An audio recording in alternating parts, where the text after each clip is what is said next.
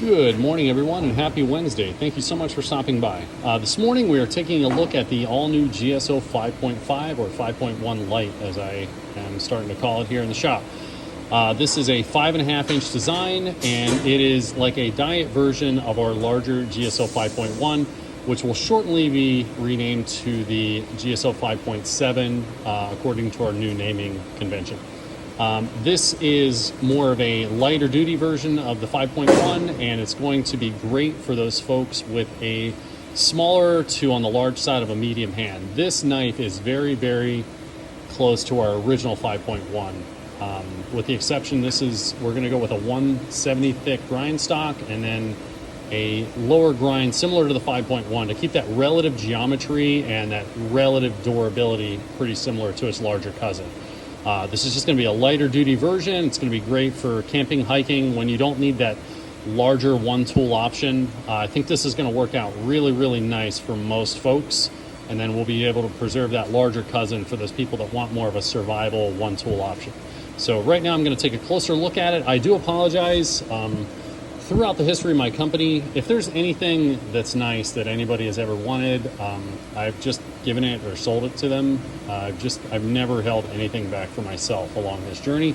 So all I have here is a 2015 era 5.1, and we're going to look at that overlaid with this model right now.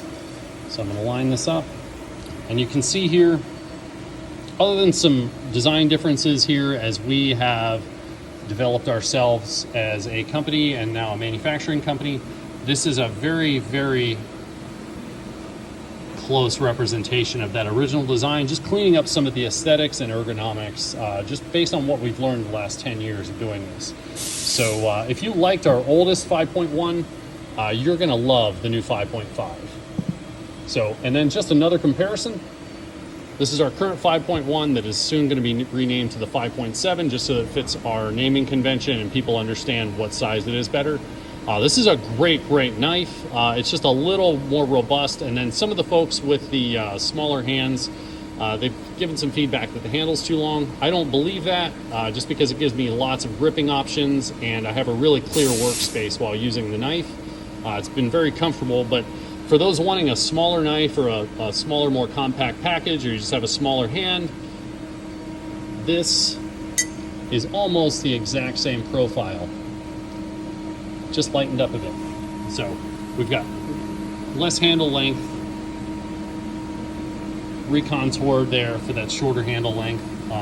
We don't want to just shrink it. It needs to work with the smaller hands as well and be ergonomically sound, just like the larger one. And then again, we've got this nice dragged out finger choil. It's very generous. With the next runs of the 5.1, you're going to see that being incorporated. It's very generous, no chance of nicking yourself if you want to choke up there. And then it's got that higher, more batonable tip that you want out of a camping style design. So there you go. So swinging back around here, I'm sorry, I never script anything. I just like to have honest conversation with people when I'm on here. So sometimes I forget things.